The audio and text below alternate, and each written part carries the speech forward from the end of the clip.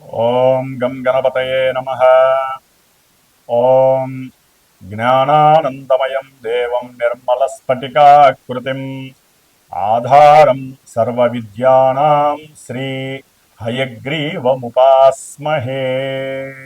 ఓం హయగ్రీవానుగ్రహ ప్రసాద సిద్ధిరస్తు. సింహరాశి.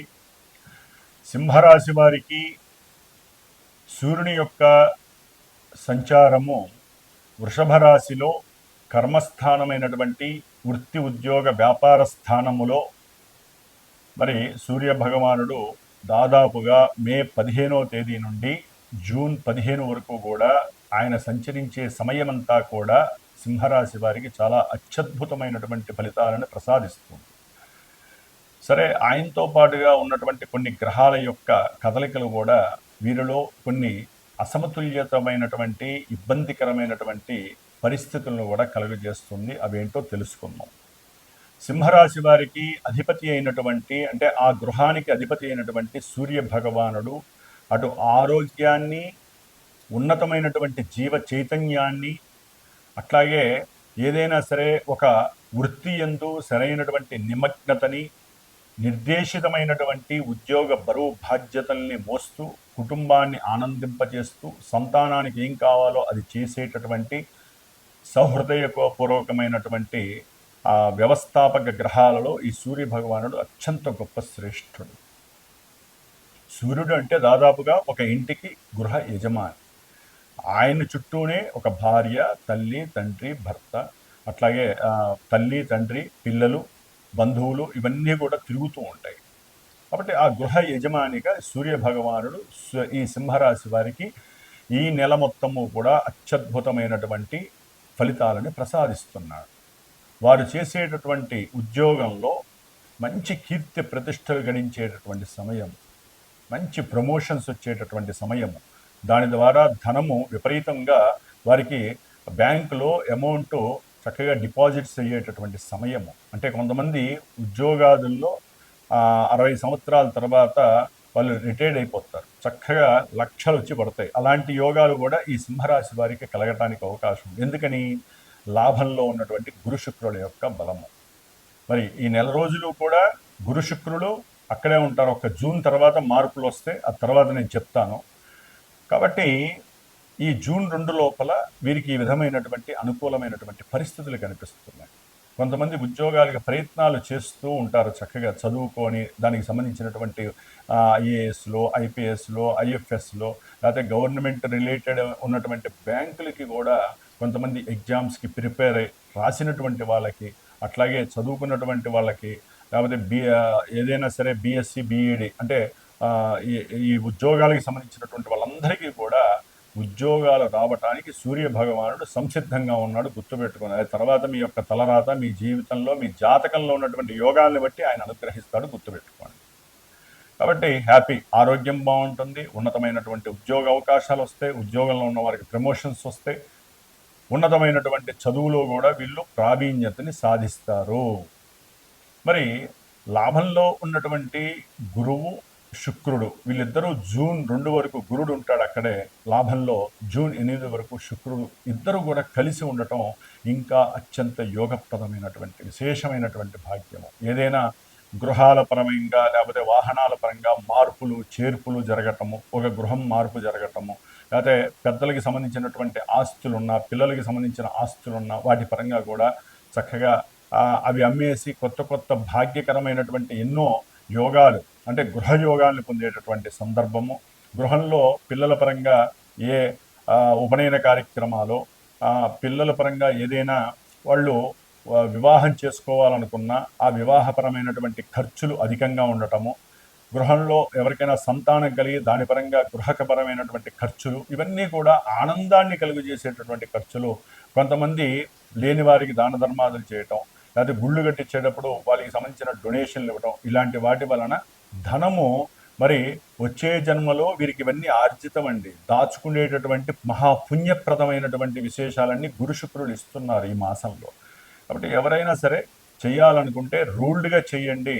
ఏదో మనకి ఇప్పుడు ఫోన్లలో ఆ పూజలు చేస్తాము, లేకపోతే ఇక్కడ గుడి కడుతున్నాము, లేకపోతే ఇక్కడ అనాథలు ఉన్నారని చెప్పి ఒక ఆర్టిఫిషియల్ ఇంటెలిజెన్స్ ద్వారా మనకి ఎన్నో వీడియోలు వస్తున్నాయి. అది చూడంగానే మీరు డైరెక్ట్గా ఫోన్పే ఉంది కదా అని నొక్కారనుకోండి, ఆ డబ్బులు అట్లాగే వెళ్ళిపోతే ఏఐకి వెళ్ళిపోతే మీకు పుణ్యం లేకపోగా వచ్చే జన్మలో వచ్చే పుణ్యం ఉండదు, పోయిన జన్మలో పుణ్యం ఉండదు, ఈ జన్మలో సంపాదించుకున్న ఈ ధన పుణ్యం కూడా వెళ్ళిపోతుంది. కాబట్టి మీరు అక్కడ రియల్గా వెళ్ళండి. ఎవరైనా కడుతుంటే దేవాలయాలు మీకు తోచినటువంటివి మరి ఆ ఇనుము వేయించండి, సిమెంట్ వేయించండి, లేకపోతే కంకర్రాళ్ళు వేయించండి, మీ డబ్బులు పే చేయండి, నీళ్లు వదిలేసేయండి, శివార్పణం అని చెప్పి నీళ్లు వదిలేయండి. ఏ దానం చేసినా, ఏ ధర్మం చేసినా, మీరు ఏ హోమాలు చేయించినా డైరెక్ట్గా లేకపోతే ఫోన్ ద్వారా అయినా సరే మీరు చక్కగా శివార్పణం అంటూ వదిలేస్తేనే దాని యొక్క పుణ్య ఫలితం మీకు లభిస్తుందండి. కాబట్టి చాలా జాగ్రత్తగా ఉండాలండి. దాన ధర్మాదులు చేసేటప్పుడు మన నోట్లోంచి వచ్చే మాట శివుడికి అర్పణం అంటే ఈ యొక్క భూమి మొత్తం ఆయన అనుగ్రహంతో తిరుగుతోంది. కాబట్టి మీరు ఆర్జించినటువంటి పుణ్యమంతా కూడా మీ కుటుంబంలో సంతానానికి రావాలన్నా, వచ్చే జన్మలో మీకు నిలబడాలన్నా అదంతా శివుడికి అర్పణం చేస్తే మాత్రమే మీకు లభిస్తుంది. డబ్బులు వస్తున్నాయి, డబ్బులు కొడుతున్నాం, వెళ్ళిపోతున్నాయి, ఉపయోగం ఏముంటుంది? అందరికీ చెప్పుకోవటం మళ్ళీ మేము అక్కడ పూజలు చేయించాం, లేకపోతే మేము ఇక్కడ గుడికి దానం చేసామండి, గుళ్ళో గోపురాలు ఇచ్చాము, లేకపోతే గుళ్ళో భగవంతుడి కిరీటాలు ఇచ్చాం, దానివల్ల ఏం ఉపయోగం? ఇష్టమైతే చేస్తున్నారు. మీ దగ్గర డబ్బులు ఎక్కువైన చేసేవాళ్ళు ఉంటారు, లేకపోతే కొంతమంది ఉంటారు 100 రూపాయలు సంపాదిస్తే 10 రూపాయలు భగవంతుడికి ఇవ్వాలి, లేకపోతే అనాథాశ్రమాలకు ఇవ్వాలని వాళ్ళు చెప్పుకోరండి. చెప్పుకుంటే పుణ్యము రాదు, ఉన్న పుణ్యము పోతుంది, అది గుర్తుపెట్టుకోవాలి. సింహరాశి వారు ఇప్పుడు వచ్చేటటువంటి ప్రతి అవకాశము మీకు పుణ్యాన్ని ఆర్జిస్తుంది, అది మీ పిల్లలకు ఉపయోగపడుతుంది. అట్లాగే మీ యొక్క కొంతమందికి వివాహ యోగ్యతకి సంబంధించినటువంటి శుభకరమైనటువంటి కాలంగా భావించండి. సింహరాశి వారికి చక్కగా మాటలు ముచ్చట్లు, అట్లాగే ప్రేమించుకున్న వాళ్ళు కూడా కుటుంబంలో బంధువుల్ని ఒప్పించటము, తల్లిని ఒప్పించటం, తల్లి ద్వారా తండ్రిని ఒప్పించటం, ఆయన ఒప్పుకున్న ఒప్పుకోకపోయినా ఆ విధంగా వివాహ ప్రక్రియలు కూడా కొంతమంది ప్రేమించుకున్నటువంటి వాళ్ళకి యోగ్యకరంగా కనిపిస్తున్నాయి. మరి ఇదే సింహరాశిలో కేతు ఉండటం, ఎదురుకుండా సప్తమంలో రాహు ఉండటం, దీని ద్వారా వీరికి వివాహానికి సంబంధించినటువంటి అవకాశాలు అలా వచ్చేస్తే పెళ్ళి అయిపోతుంది ఇంకో వారంలో అనుకున్నప్పుడు కొంతమందికి, లేకపోతే చాలామందికి ఆ వివాహ వ్యవస్థలో ఈ రాహుకేతువులు ఆడే ఆటలో వారి జాతకంలో ఎక్కడైనా రాహుకేతువులు వేరే దుస్థానాల్లోనో లేకపోతే వేరే రకమైనటువంటి గ్రహాలకి లింక్ అయి ఉన్నారనుకోండి, ఆ వ్యవస్థని పాడు చేస్తారు. దీన్నే సర్పదోషము అంటాం మనం. రాహుకేతువులు ఉంటే సప్తదోషం. పెళ్ళైనటువంటి వాళ్ళు విడిపోవడానికి రాహుకేతువులు ముందుంటారండి, గుర్తుపెట్టుకోండి. మరి సింహరాశి వారికి వారు కొంత స్వయంకృతాపరాధంగా చేసుకుంటారు. అవతల వ్యక్తులు అంటే భార్యో భర్తో వీరి మధ్య సరైనటువంటి ఒడంబడిక ఉండదు, మాట తీరు సరిగ్గా ఉండదు, దానివల్ల నష్టపోతారు.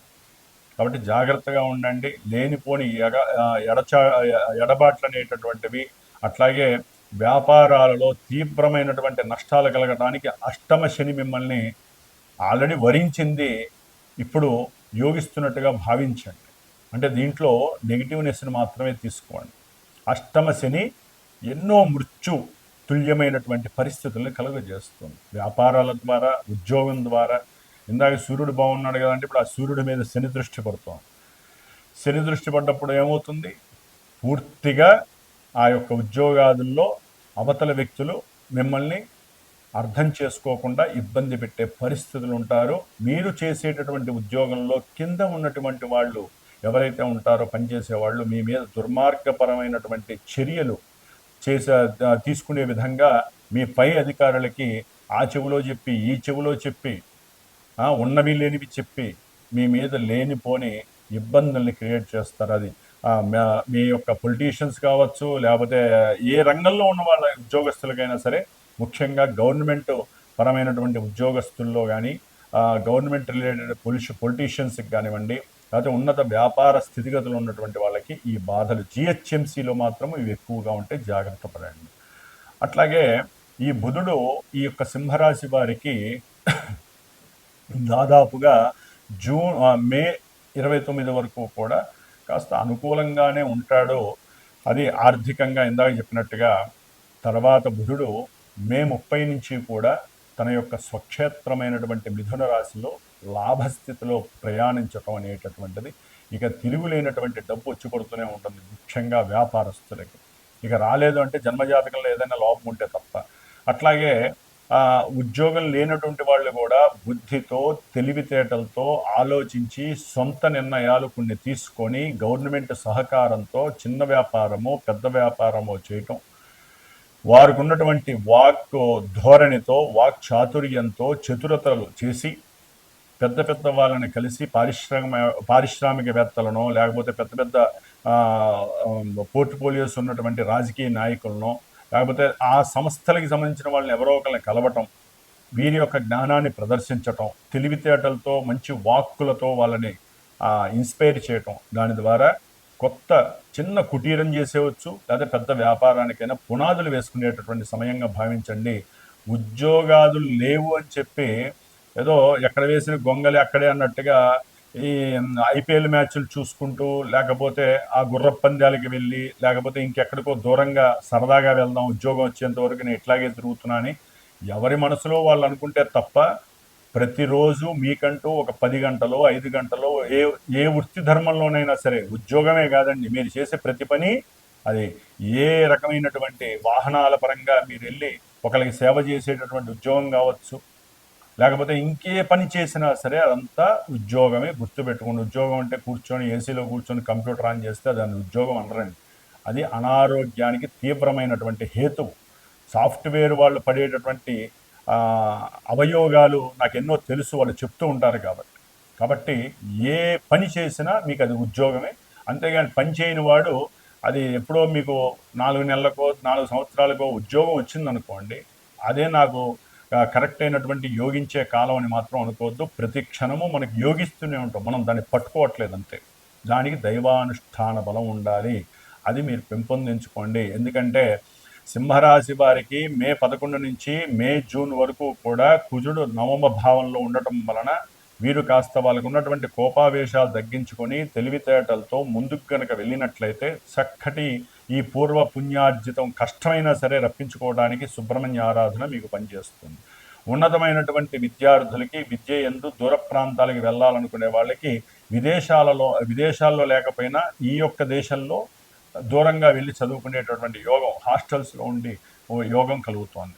కాబట్టి అష్టమ శని దోషము, సప్తమంలో ఉన్న రాహువు, జన్మరాశిలో ఉన్నటువంటి కేతువు, భాగ్యంలో ఉన్నటువంటి ఈ యొక్క కుజుడు ఉన్నటువంటి వాళ్ళకి, కొంతమంది విద్యార్థులకు కానివ్వండి, కొంతమంది ఇల్లు మారడం కానివ్వండి, లేకపోతే ఉద్యోగం లేక దూర ప్రాంతాలకు వెళ్ళే వాళ్ళకి ఈ కుజుడు కాస్త ఇబ్బందులను కలుగజేస్తాడు. జాగ్రత్తగా ఉండాలి. ఈ 4 గ్రహాలు వీళ్ళని ఇబ్బంది పెడుతున్నాయి. జూన్ 2 తర్వాత 8 తర్వాత గురు శుక్రులు చక్కగా 12వ స్థానంలోకి వచ్చినప్పుడు కొంచెం వీళ్ళు లక్ష్మీనారాయణుల యొక్క స్తోత్రాన్ని చక్కగా చదువుకోండి, లేదా విష్ణుమూర్తి పురుష సూక్తంతో కానీ శ్రీ సూక్తంతో కానీ నిత్యము పరమేశ్వరుడికి రుద్రాభిషేకం చేయటం ద్వారా చాలా విశేషమైనటువంటి భోగ భాగ్యాదులు వీరికి కలిగే అవకాశం మెండుగా ఉంటుంది. సరే, మనకి ఇవన్నీ జరుగుతున్నాయి కదా, కొంతమంది లేరు గురువు గారు మాకు ఇవన్నీ ఏం జరగట్లేదు, కొంతమంది మాకు మీరు చెప్పినవన్నీ జరుగుతున్నాయని చెప్పేవాళ్ళు ఉంటారు. ఎవరి జీవితం వాళ్ళకు ఉంటుందండి.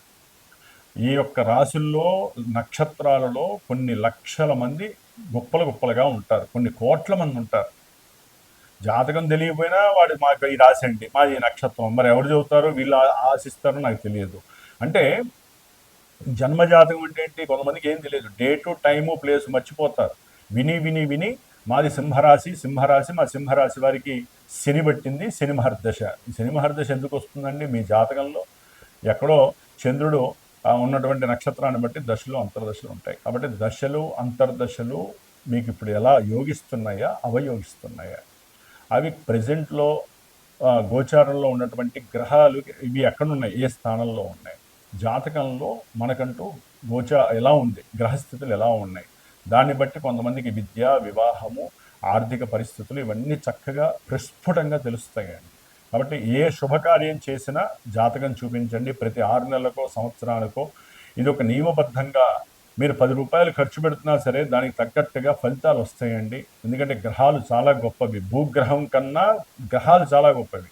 భూగ్రహం పైన మనం చేసే పూజల వలన ఆ గ్రహాల నుంచి వచ్చేటటువంటి నెగటివ్ వైబ్రేషన్స్ మన దాకా రాకుండా పంచభూతాలు తటస్థం చేసేస్తాయి. కాబట్టి అందరూ కూడా మన యొక్క సనాతన ధర్మాన్ని కాపాడుకోండి, నిత్యము దైవారాధన చేసుకోండి. మన గ్రహస్థితులు కనుక బాలేకపోతే జ్యోతిష్యాన్ని, సరైన గురువుని చక్కగా ప్రార్థన చేసి గురువుని చక్కగా కలిసి ఫోన్ ద్వారానో రియల్గానో మీకు నచ్చినటువంటి గురువు ద్వారా మీ జన్మ జ్యోతిష్యాన్ని చక్కగా తెలియజేసుకొని లగ్నము దశలేంటి అంతర్దశలేంటి అవి బాగున్నాయా బాగాలేదా, మరి నాకు ఈ విధంగా ఉద్యోగం లేదండి, నాకు పెళ్ళిళ్ళు అవుతున్నాయి కానీ సరిగ్గా లేదు, పెళ్ళి అవుతుంది కానీ సరిగ్గా లేవండి మీ ఇద్దరం, ఇలాంటివన్నీ తెలియజేసుకుంటే తెలుస్తాయి. వీటిల్లో కొంతమందికి సంతానం ఉండదు పాపం, 4 ఏళ్ళు అయింది.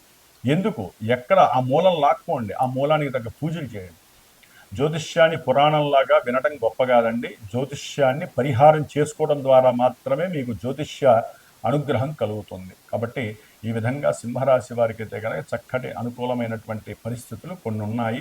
ఈ కుజ శని రాహు కేతువులకు మాత్రము జపాలు దానాదులు ఆచరించండి. రుద్రాభిషేకం డైలీ చేయడం ద్వారా మీకు అష్టైశ్వర్యాలు కలిగే అవకాశం లభిస్తుంది. ఓం నమో నారాయణాయ నమః.